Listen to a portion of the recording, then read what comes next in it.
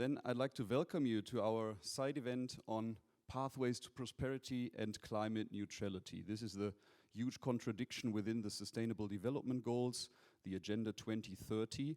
And the side event is based on a report that Global Energy Solutions and the Research Institute for Applied Knowledge Processing, amongst others with industry partners and experts, have been working on during the last 2 years. And the question was really, what can be done for prosperity and climate neutrality on the way to 2050? Because probably what most of you, when you're on stage or anywhere in an interview with press or something, have been asked before is there a chance, right? Do you still have hope? Because we have problems, we have financing problems, we have technology issues, international cooperation is not straightforward, so the question is there hope?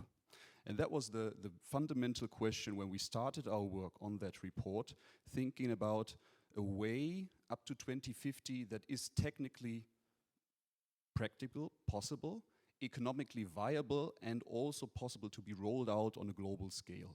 Of course, international cooperation is key. So for this session, we are going to have a presentation on that report by Christoph von Branconi. It's going to be about 15 minutes. After that, we're going to bring up a panel of experts that are going to reflect on the presentation. And this is Irene Cañas-Diaz, Nora Magero, Semida Silveira, and in the end, we're going to have a wrap-up, a conclusion by Franz Josef Rademacher. By the way, these are all 4 experts from the Council of Engineers for the Energy Transition. This is a council that was founded in November last year to support the Secretariat of the United Nations Secretary General, Antonio Guterres, with regard to energy transition, and engineers and experts in that field are going to have been working already on issues that are then going to be fed in the process, especially also for COP this year. So I'm welcoming Christoph von Branconi, the head of Global Energy Solutions, and would like to ask the technicians to put on his presentation. Thank you very much.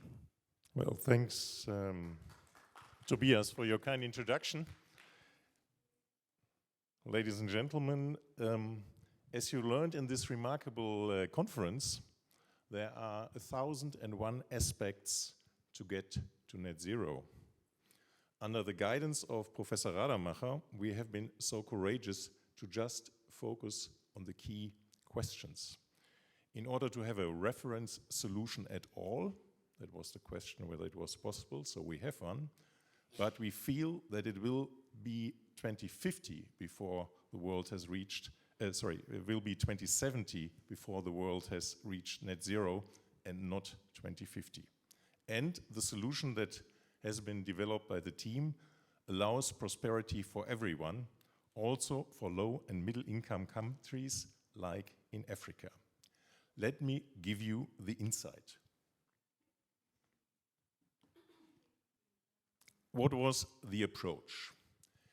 We divided the world in 3 groups. The rich OECD world, the so-called China Club, China, Russia, and the oil-rich countries of the Middle East, and what we call the Challenge Group, 128 mid- and low-income countries.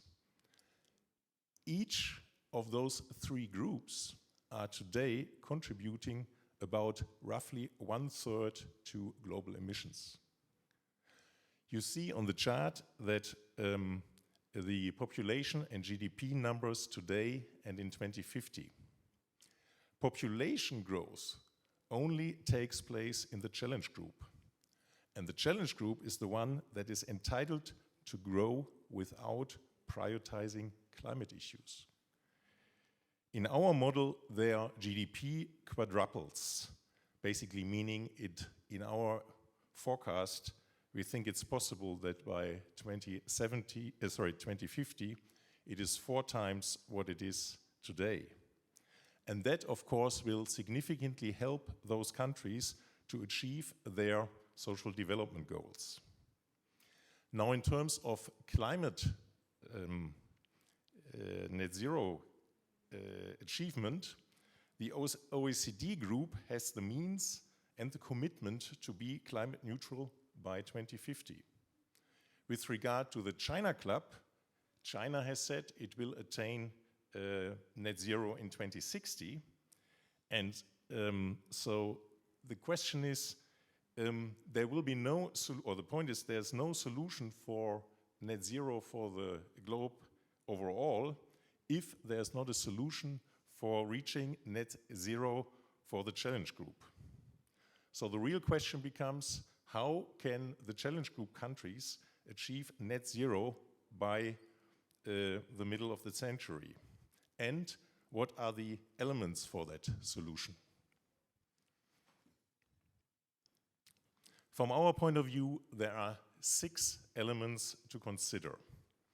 The first element is what we call power generation on 2 pillars. What is it? It deals with the issue that the higher the share of wind and solar energy becomes, the higher the effect and cost of volatility. Of course, always a little bit dependent on the geographic specificities, but in general, the higher the share of wind and solar energy, the larger the aspect of volatility of those deliveries become. So the conclusion was that in order to deal with the dark lulls, reliably controllable energy sources are also needed.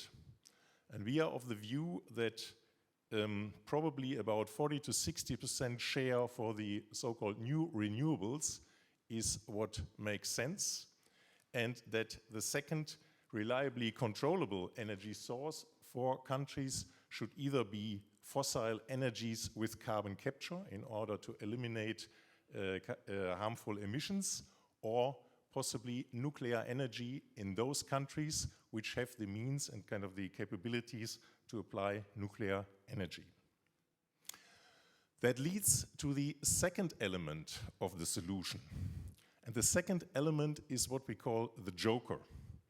It is the carbon capture, utilization and storage technologies, which basically aim at capturing the CO2 from point sources where CO2 is emitted, and then either store the CO2 underground safely or make use, for example, in chemical products or possibly in e-fuels. Why is carbon capture, usage and storage, why is it the joker? It is because today the energy supply of the world is to 80% dependent on fossil fuels, and the business models of major countries like the US, like China, like Russia, are all heavily dependent on the usage of fossil fuels. And a cheap energy source is also fundamental to enable economic growth.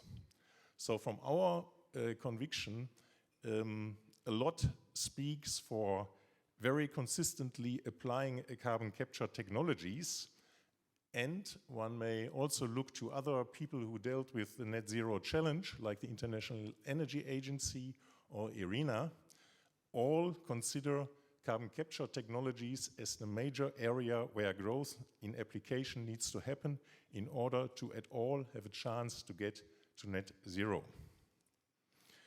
Well, the third element of our solution are the climate neutral fuels and energy carriers. Climate neutral fuels and energy carriers are key for mobility. And mobility is a key element of perceived prosperity and freedom. So today there are 1.2 billion combustion engines in operation on the globe, and the number of combustion engines is still growing, larger than electric vehicles are growing. We have airplanes, cargo ships, all operated on fossil fuels. So the real challenge is that climate neutral fuels and energy carriers need to be developed as much as possible in order to allow operating most of those fleets on an ongoing basis. The solution must come either from e-fuels, which are basically fuels that are based on green energy, or from bioenergy-based fuels, with, of course, also a significant role for electric vehicles, but the challenge is so big that it will not be possible to achieve climate neutrality without a major contribution from climate neutral fuels and energy carriers. The fourth element is then linked to methane. That simply comes into play because methane is a very intense climate gas, and while it is on the one hand very dispersed, there are certain cases where it can be relatively easily minimized, the emissions. One are linked to the whole usage and value chain of liquefied natural gas. So if you eliminate emissions along these chains, then there's a big advantage regarding minimization of climate impact.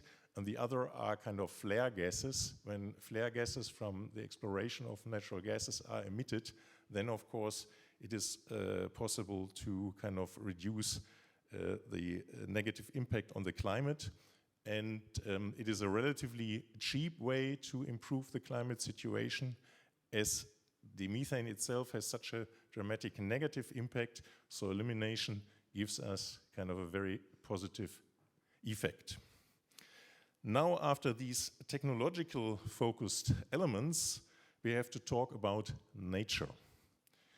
Nature helps us. Those are the nature-based solutions. Nature buffers a quarter of emissions today, order of magnitude of 14 billion tons of CO2 equivalent. And that basically means we should strengthen nature to the maximum extent possible. And strengthening nature goes into two directions. One direction is protecting what is available. So protecting means maintaining rainforest and boreal forests and do whatever possible to kind of allow people to not cut them. And the second element is strengthening the further areas of nature that contribute positively to their positive climate effect. And those are primarily afforestation programs, and secondly, soil improvement activities, so that the CO2 capturing capability of soils are strengthened. The other big advantage of the strengthening of the nature-based solution program is that they are very important for job creation in kind of the low and middle income countries. And furthermore, of course, I mean, if nature is kind of supported, then we also get positive effects on the nutritional necessities. So, for the question of how can this program be financed, I want to deal with that in more detail. And the understanding is that the global north has to realize that it cannot attain net zero independently, and that there is a lot that the global south has to offer. And we used for that the term of system services. So basically, if, for example, rainforests are protected, or if afforestation programs are implemented, we consider this to be a system service that needs to be financed from, in our case, from the rich OECD countries. And basically, there are three major areas that we think needs to be supported from the global north. The first area is the area of the unconditional NDCs. Most countries have by now issued their nationally determined contribution programs, but most of them, or many of them, with a condition or so-called conditional program, which basically means that this program will only be followed if significant funds are made available. And the challenge here is that, of course, those programs at the end of the day need to get, if I may use the term, a quality of bankability. I mean, they must be so trustworthy and reliable that money can be put on the table to implement them. And therefore, we consider it necessary that significant funds are made available in order to review those programs and kind of structure them in a way that they really can become the basis of a contractual agreement. And when that is achieved, then it is possible to also introduce a cap and trade system so that the countries amongst each other can kind of look for the kind of most efficient and economically best approach to implementing programs, which becomes easier if the programs themselves are highly reliable. And we consider that a global cap and trade system is one of the fundamental necessities in order to enable kind of an efficient way for the globe to achieve net zero. So that's the first part of the governance and finance sector of our program. The second part then is following the idea from the Montreal Protocol. In the Montreal Protocol, there was differential costs paid from the from the OECD type countries in order to enable kind of less developed countries to apply the most efficient technologies. And the same must be done in the context of climate investments. For example, if a power plant is invested somewhere in a country in Africa, the additional carbon capture technology and the higher cost of that additional piece of equipment should be borne from the OECD countries, as we have characterized it in a Montreal Protocol type of arrangement. And the same holds true for the necessary energy infrastructure investments. Also, the energy infrastructure investment need significant support from the OECD type countries. The third major area where support is needed is now the nature-based solution programs. This is the maintaining of the rainforest, the boreal forest, this is the afforestation, this is the soil improvement programs, because again, significant amounts of money are necessary. The benefit comes from employment, the benefits comes from also nutritional contributions.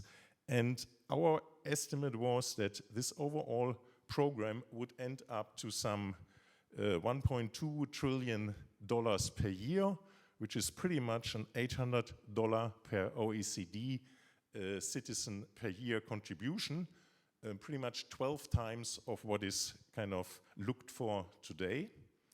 And the motivation behind spending that money also lies in a possible global economic miracle that would be triggered from these investments. Let's briefly look to the visualization. So what you see here is on the left-hand axis the 53 billion tons of CO2 emissions today. What we visualize here is that how these can be reduced to 2050 and 2070. We are pretty certain that by 2050 we will not be at zero, but at 2050 we will probably be at least at 5 billion tons. 5 billion tons, yes, for example, due to the China situation that are only committed to 2060.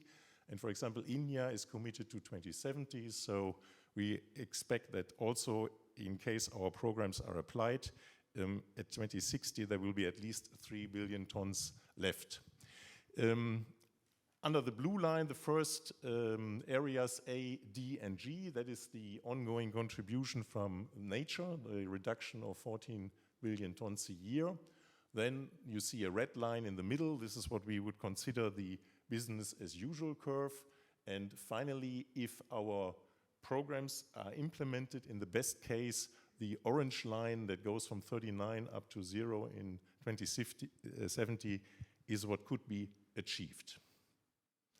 What are the takeaways? The reference solution shows that net zero is possible.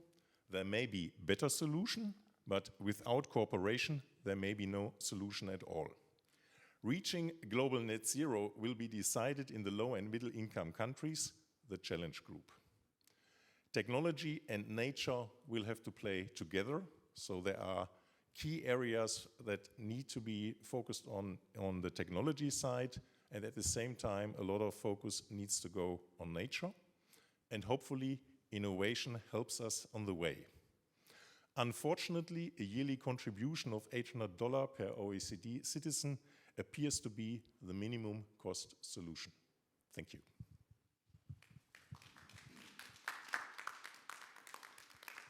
Yeah, thank you very much, Christoph. If you hand over the microphone, then you can directly sit on the right-hand side on the stage, because people already know you. And then I would like to ask our panelists to come on stage. Irene Cañas-Diaz over here, Nora Magero, probably in the middle, and Semida Silveira on that side. And you could then also put the slide with all the names and pictures on. Yeah, thank you very much. This was a very rich presentation, I'd like to say. The report is also rich, and you did a good job in summarizing the main takeaways within 15 minutes. Thank you very much for that. And now we're very excited about your statements, your comments, your thoughts on that proposed solution. And you have broad history in working with sustainability, in climate. Internationally, you've been a vice minister of Costa Rica for environment and energy. This is exactly the linkage we are trying to highlight here, not only energy or environment, but how it can play together. Nora has rich experience in practical applications. You founded a startup in Kenya, Drop Access, that provides energy systems to the rural community, especially in a refrigerator. We heard about that in other panels yesterday and maybe also today. Semida Silveira, I think you've been at the conferences of the parties with regard to climate from the very first one in Berlin. I think later Chancellor Merkel was the environmental minister chairing that. So we are very interested about your comments on the reference solution. And maybe I'd like to ask Irene to start and go on. Well, good morning. Thank you very much. And thank you for inviting me to this panel. I think the report was really interesting. For me, it was like, I believe it has a different approach to the problem, to the challenge that we have for climate change. And when I was reading the report, the first thing that I did was think about my country, Costa Rica. That is a small country, and you know, I don't know if you know that we are part of the OECD, but we are a very small and not a rich country. Definitely, we are not a rich country, but we are in that select group of countries. And the other thing is that Costa Rica is a very rare case, because we've been generating with renewable sources for so many years, and on the last, I think, 8 to 10 years, we've been able to generate more than 98% of our electricity with renewable sources, just 2% with fossil fuels. And that 2% is one of the things that the report says. It is needed for backup when we don't have enough wind during the dry season, and when we don't have enough water also during the dry season, because we have reservoirs that we storage water from the rainy season to the dry season. So for me, it was interesting to read the report, but also think about Costa Rica, because we've been managed to generate almost 100% renewable sources. And well, we don't have the solution yet for those 2%, because batteries is also a very expensive solution right now, and as the report says, it gives us just hours, not days of electricity, or weeks in the case when we have a very dry summer. So I was thinking, well, there's not a unique recipe for the solutions. So we need to look at each country or each region. And it took us a lot of years to get there. So when I think about climate change and what do we need to do, well, I naturally think that it is possible, because I live in a country when it has been possible. But we still need to work very hard, and we don't have time. So what it took to Costa Rica 70 years to get there, we need to move faster, and we need to have an open mind for other solutions. And related with nature-based solutions, there's other thing that Costa Rica has been working very hard. Since the 90s, we have a law that created a fund so we can finance afforestation and to protect rainforest and to invest in more cover of forest in Costa Rica. Right now, we have like 70% of our land covered by forest. So I think we've been working really hard to get the country that we have. So in my case, I think it is possible. And when I read the report, I believe that there are still so much to do in other countries. And certainly my doubts are on the carbon capture and storage. I have so many questions on that, because I think that the challenge that we all face in the whole world is the feasibility to develop the infrastructure. Generation, transmission, carbon capture storage. Every time it's more difficult to get the feasibility, not the technical, the social and environmental feasibilities to develop the infrastructure. So I think the challenge is there. Because the technology, we have the technology. But if we are going to think about carbon capture and storage as part of the solution, where, how much, the normative, who is going to regulate that, and the feasibility to get that infrastructure. So I think that we still need to work a lot, but I believe that we don't have to forget about the feasibility of developing the infrastructure, because every time it's harder and harder to get the permits to develop any infrastructure. And also the other thing, and I won't talk more, we know that for this renewable transition, we need a lot of materials and a lot of minerals. And every time it's harder to get the permits to mining. So again, we need to think about the feasibility of developing the infrastructure for everything. Mining, transmission, generation, carbon storage. So that will be my comment. Thank you, Tobias. Yeah, thank you very much. Thank you very much. That was a very thank you very much.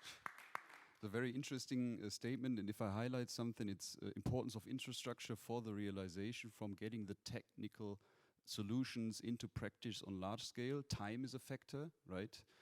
Because you said 70 years it took Costa Rica to develop that infrastructure and the feasibility and implementation practices, and we don't probably have 70 years yet, right?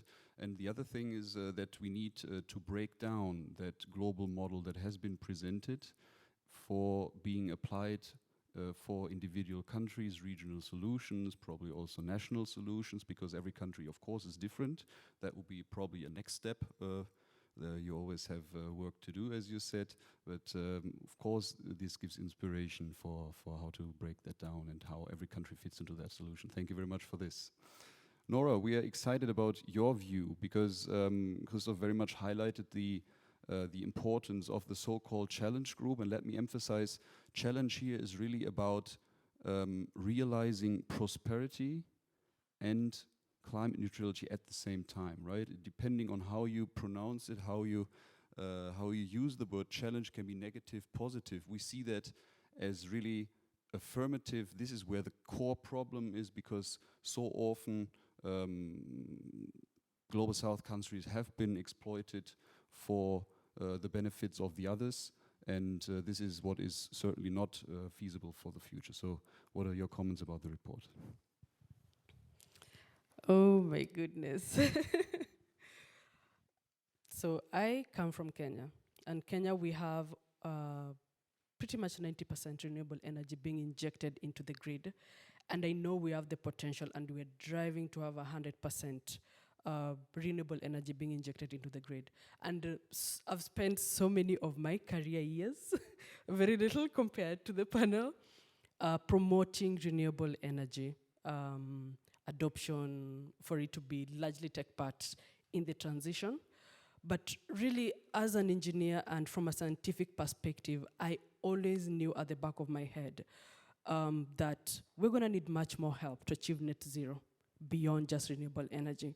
Mostly because I have such big issues with critical minerals leaving the continent in order to serve the renewable energy industries. And I could literally spend the whole day talking about it and what I think should be done right now. So that is why I really do agree that renewable energy won't really be the solution to take us fully to net zero as a continent. But now, when I read through the report and just the contributions that we really need to make, first of all, just even before I continue, thank you so much for clarifying the challenged countries, because I was quite taken back when I started reading the report, and I just needed to understand a bit much more, because I really do come from the challenged countries. I'm from the global south, obviously. So if we look at it from a point of prosperity and as we push for us to get to net zero, then truly it is a challenge for the world to take part in. So looking at the 6 pillars of how we can actually do get to net zero, and given my background working in renewable energy, but also my background as an engineer, I truly do agree that renewable energy alone is not sufficient. And also we need to look at the reliably controllable sources. But then I am just tempted not to truly agree that fossil fuel should still participate into this. And I won't even go around and say maybe, no, not really, because the more we have fossil fuels being put into the market, there's going to be a greater need to have a carbon sink for that. And it goes back to where, how, and how can we track this and really just ascertain that we can protect all these things, or rather the capture technologies, without really creating a greater crisis. I still need to see much more scientific perspective of the possibility of this, testing done to ascertain that this is safe for the environment and also safe economically. And there has been talk about Kenya being a possible carbon sink because of the Rift Valley rock structure and where the geothermal mining is happening. And I know there's an Norwegian organization that is going to do a pilot. And that obviously makes me question this Kenya being the possibility of one of the countries that actually carbon capture technologies and strategies are being implemented. Makes me go back to why this country and what are the safety parameters that have been implemented and tested, to the point where even with the growing population, we're now going to take so much land within the Rift Valley to ensure that we get to capture all this carbon to the benefit of the countries that are emitting it, and they're implementing these technologies within the Kenyan landscape, and the dollar just goes back to them. So I have so many questions when it comes to carbon capture from a scientific perspective, but then also just from a social perspective. And I'm thinking, this report is such a hopeful perspective of what we really need to do, but my question is, must we really implement all the 6 pillars? Can we just try to work through better ways of implementing renewable energy technologies? It's obviously not foolproof. And limit carbon emissions as much as possible, implementing better technologies, reducing methane leakages and all that, but then also reducing their use as much as possible, instead of just ramping up as much as control as it can be. So I deep down believe that human beings cannot be trusted, truly, with the future of the continent. We are prone to chaos. And if we just open that pathway to say, oh yeah, let's go ahead and still explore the fossil fuels, there is a possibility that as much as the organization is going to set all the strategies on how to ensure that this is done, there's going to be leakages. Something is going to break. Somebody is going to become errant. And we've seen it, people just becoming non-compliant, really. And I really don't fully trust that, or rather, I don't really feel that the burden should be put on the challenged countries to be the sole determinant on how we are going to transit to net zero through the strategies stated out. Must we implement all of them 6?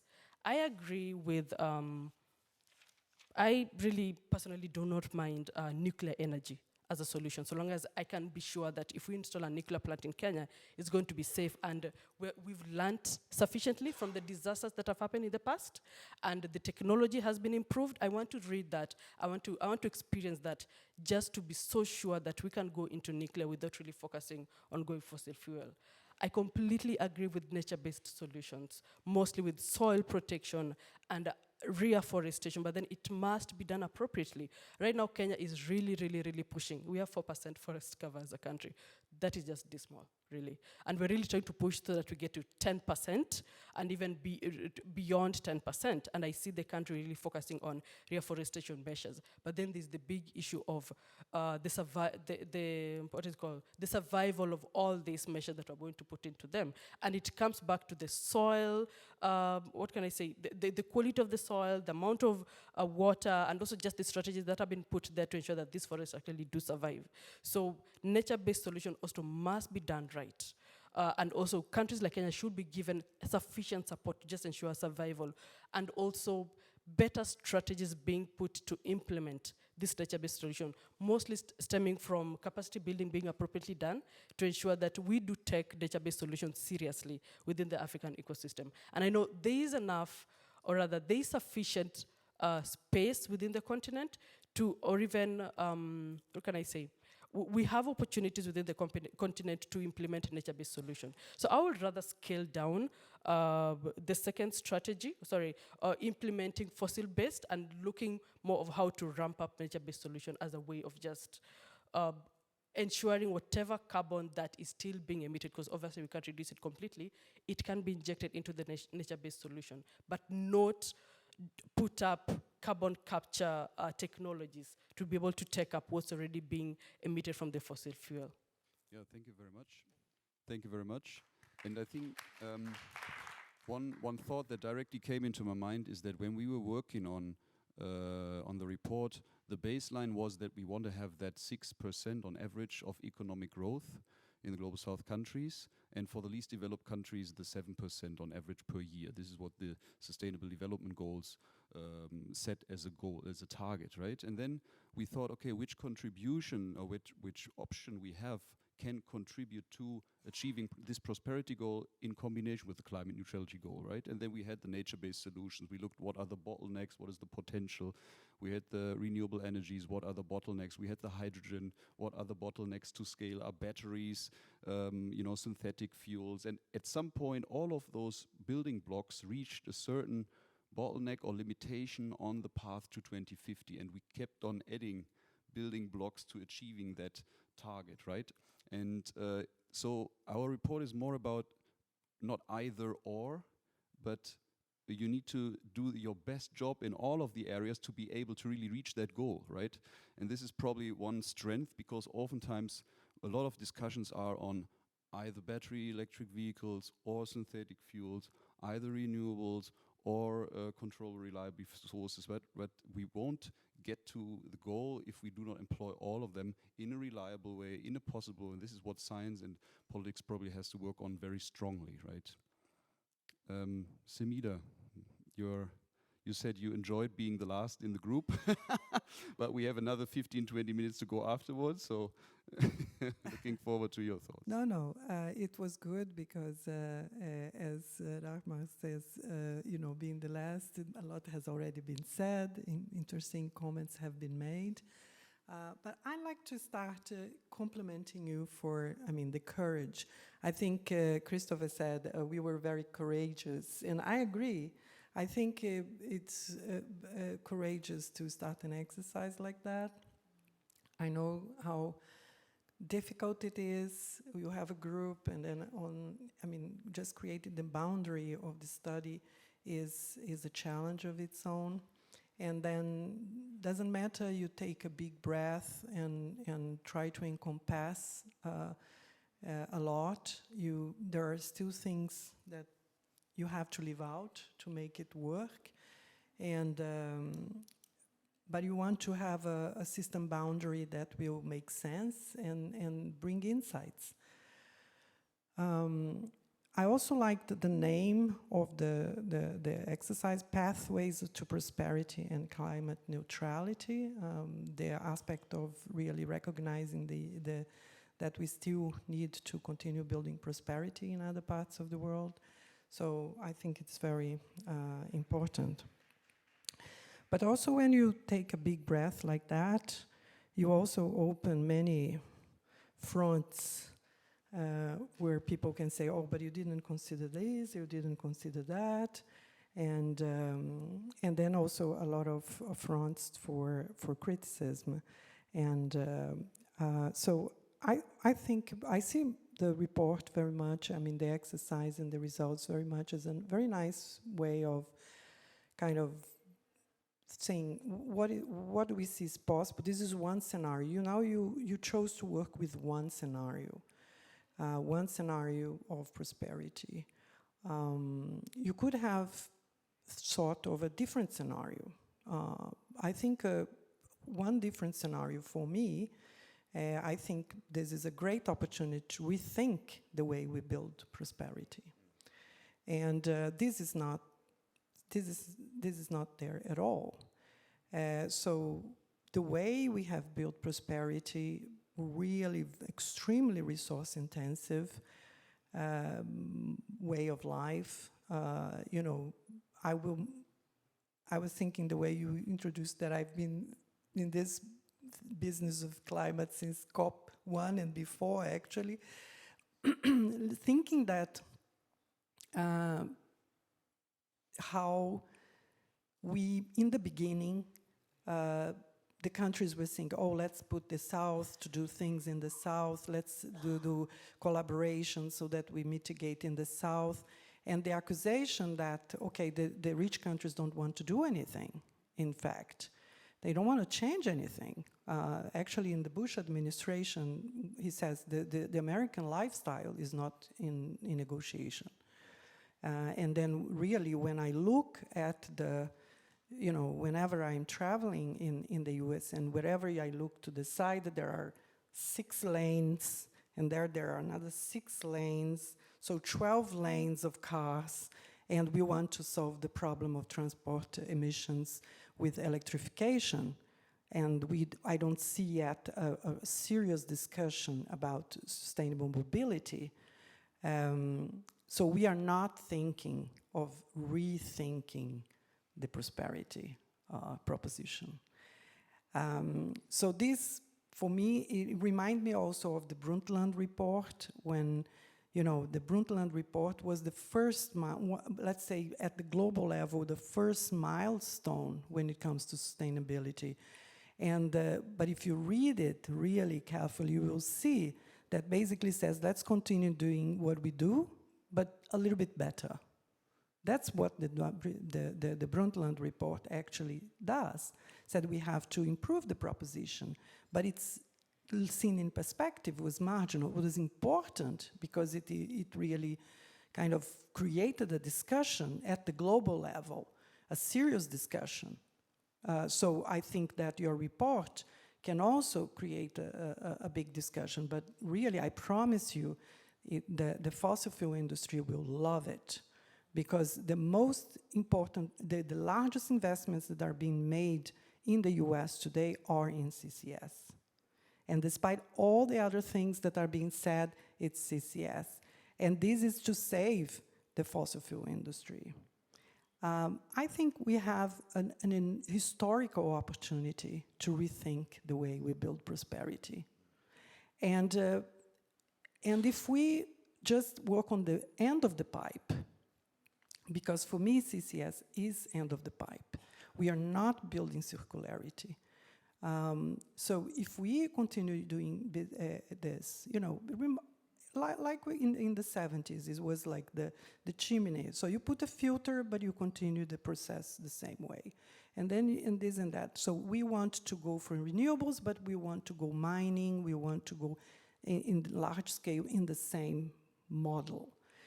So unless we think circularity so that the materials get used in a different way, for the technical materials, we have to create circularity mimicking the nature, And for the bioeconomy, of course, it's quite easy to copy what nature does. So I think I would have liked if you kind of challenged. You didn't challenge, because then you navigate the status quo in a way. The way we build prosperity and the fossil fuel industry. But I do like, for example, that you challenge the possibility of building renewables and doing electrification to the extent that is being proposed. I think that is good, that we challenge. I also skeptical about that, for various reasons, including the reasons that have been raised here also by my colleagues on the issue of social acceptance to operate and etc. And about, I know in the rhetoric, African countries often says, well, let us not stop us from using fossil fuels because we need to grow. But at the same time, we're cementing the same model, the same type of energy structure. But we do see that in places where they challenge that, and I can tell you that even in the US today, one of the big problems for expansion of renewables is acceptance by the communities. And then there are, various cases where the community have stopped, or they have to change the project, or they have to halve the project, etc. So the communities need to see ways of getting more out of it. So to finalize, I've been long here, but there is one more point I wanted to do, because you propose prosperity on 6-7% growth for the challenge group for the developing countries, and then we will mobilize a lot of resources for the CCS. So let us play with the idea that we will manage to have that transfer of cost, because we have seen how difficult it is to get the transfer of resources. But let's say we do. So we mobilize all those resources, and then let's also play with the thought that there will be enough sites and there will be enough acceptance to use those sites. Still, when those investments come, they will not generate jobs. So I wonder where the 6-7% will come from, because the CCS will not generate jobs. They will, so it's challenging in many ways.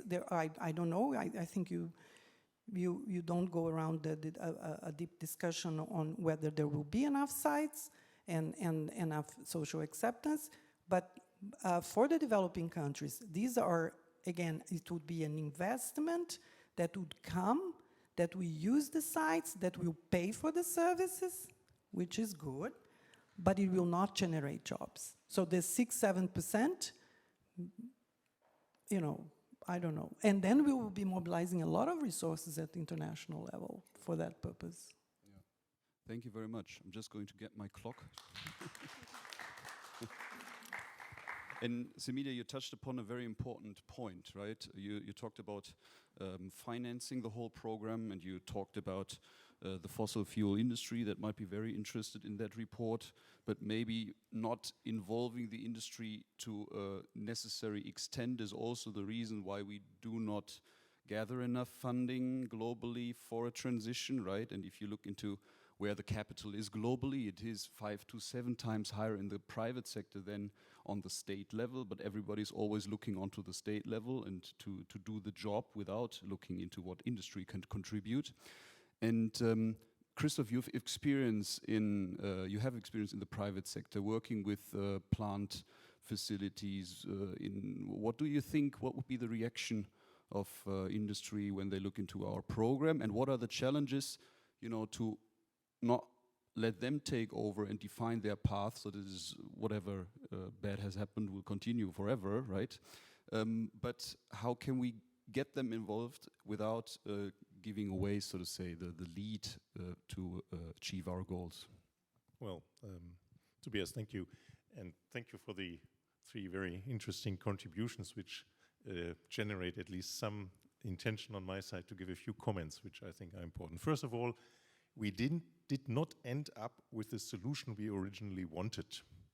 So when we started out, we hoped that we could capture the solar energy in the solar belt of the globe and just get the energy to where it is needed. And we very soon found out that that is a dream that within the time span that is given will not be possible, simply due to a lot of limitations in terms of generating enough hydrogen from electrolysis and getting the hydrogen to the places where the energy is needed. So the original dream solution we had to scrap. Secondly, when we look to the various options available, there was one option which is the absolute best one in terms of resource usage, in the sense of making the least use of minerals and so on and so forth, which is nuclear energy. Again, a solution which we adapted more than we originally wanted, but still we see significant limitations in putting all hopes on that energy source. Yeah? And if I now work further down the line with those two limitations given to us, then I'm suddenly seeing that 80% of energy used today is fossil nature. There are a lot of countries that are having their business model based on the usage of them. So what possibly can be done to apply this in a way that it kind of can be acceptable? And that is something where I learned from you, and I'm not surprised that carbon capture is lacking acceptability today. Yeah, it is applied on a certain scale. I mean, there are 40 million tons captured these days, and they are used mostly to retrieve gas or oil. But we certainly see that from the technological point of view of the capture, it is mature in certain applications, not in all applications. But a lot needs to be done to kind of get to the acceptance level. And just you interestingly addressed this aspect of prosperity, which was kind of taken as a natural given in our program. And I think there are two sides to that coin. The ones that don't yet have the prosperity, I mean, they don't want to go for the discussion of not getting there. It is probably more the side that already has the prosperity that starts discussing, do I really need it? But from what we observe in reality, I mean, there is politically, it is very, very difficult to give up on something that you think you have, although there may be erosion. I mean, Europe is in a perfect path to erosion of prosperity, and let's not fool ourselves on this. But as a general guideline for the program, I accept the attention you are giving, that we not question it. So that's from my end. And now, I mean, regarding the industry, and I think job creation has very significantly been linked to the nature-based solutions programs. If that is not used for job creation, I'm with you, it will not come from the technical solution side. And also what Nora said is that having bigger parts of the whole value chain in, for example, any technology that you have, that African countries are not only there for the minerals and the resources to be extracted and then processed and sold again to Africa from other parts of the world.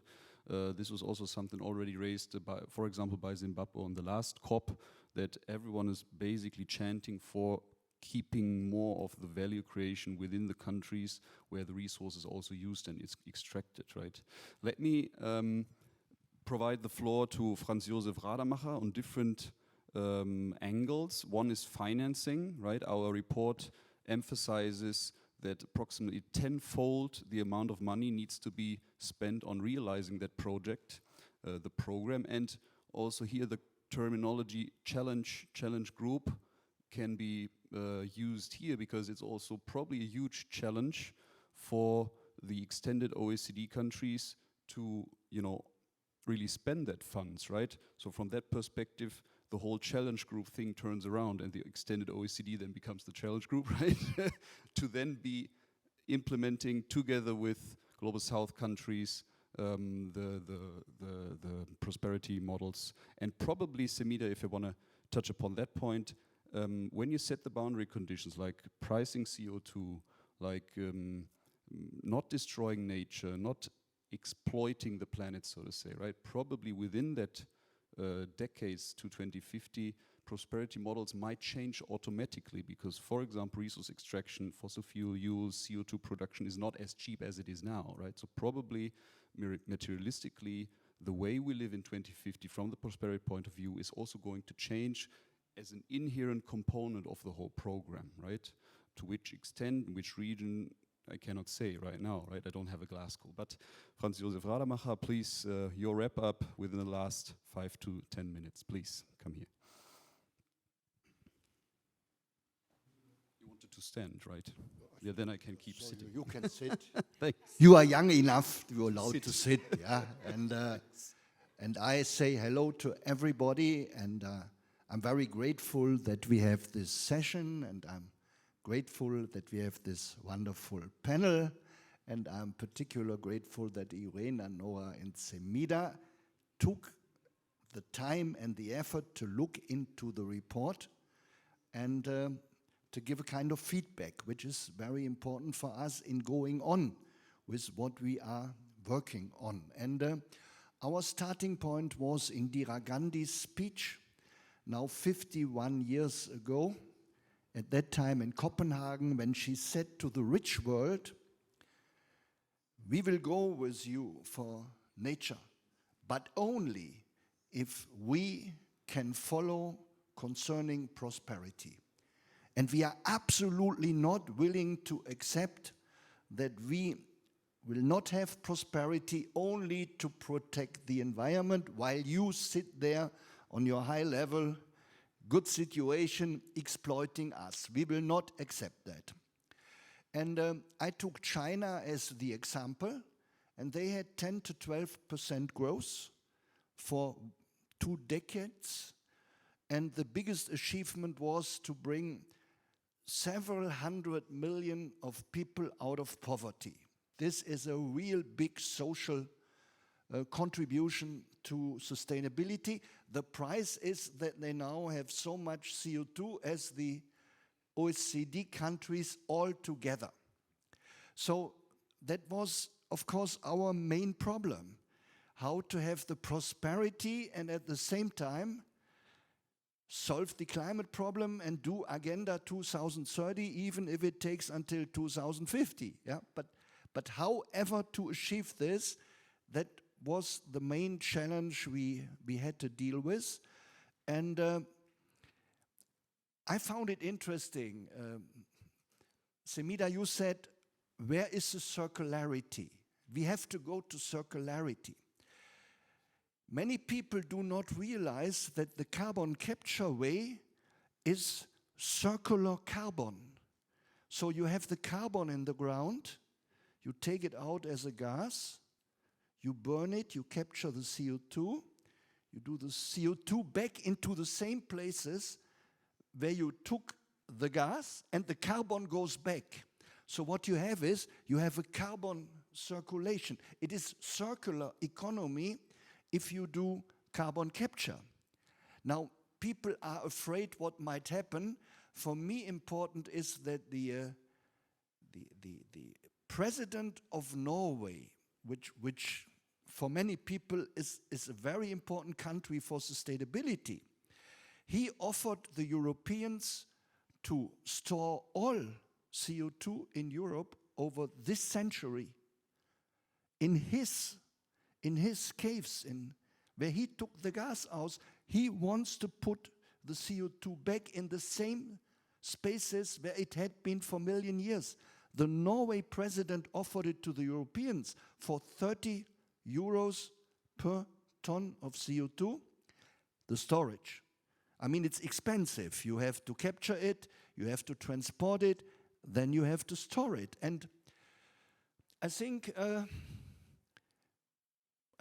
he gave a very important hint when he said, of course, our lifestyles in the north would massively have to change if we, on average, would have to pay this 800 euros per year for the transformation process, because it would make us considerably lose standard of living if not other forces would compensate for that.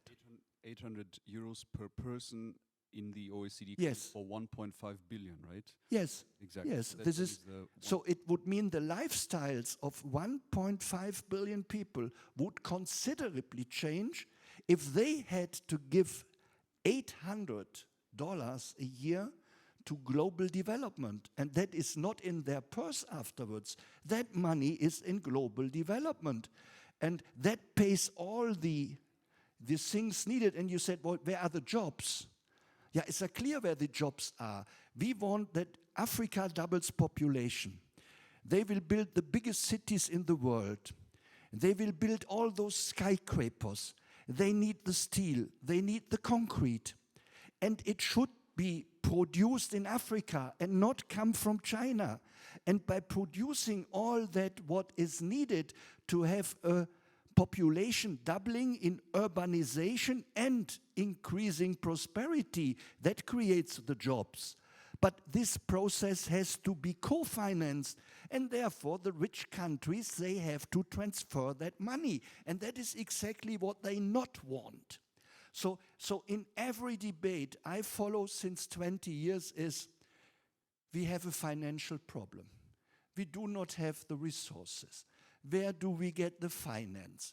Today there is in the Austrian journal, they say, the money for climate adaptation in the, what we call the challenge countries, we need 20 times as much money for adaptation.